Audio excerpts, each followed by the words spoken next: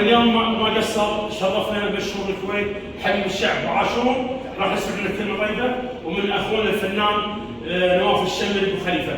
كلمتك ابو خليفه حق المتابعين بمناسبه زيارتك للنصارى. حقيقة تشرفت اليوم بحضور التمرين والكابتن ما شاء الله عليه أدى الواجب اللي عليه، واللاعبين واللاعبات يجيبون الحركات الحقيقية وأتمنى لهم النجاح.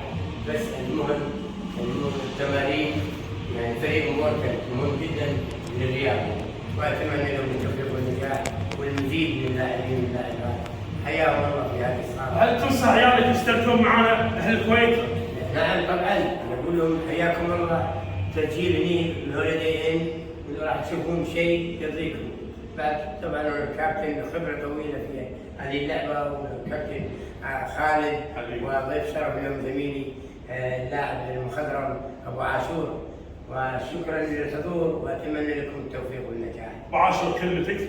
طبعا احنا هدفنا اسره واحده، فندل هذا على الكابتن البطل المشهور السابق اللي احنا كنا نسمع عنه، فاتمنى الجميع يكون متواجد، وهذا لك مصلحتكم ومصلحتنا، واحنا بيتنا هدفنا اسره واحده، التلاحم بيننا بين اخواتنا واخواننا والكابتن واهالينا والجمهور ان شاء الله يجون، اتمنى يجون ان شاء الله ويكملون ويشوفون التدريب ويسجلون ان شاء الله، كله لصالحهم وهدفنا واحد.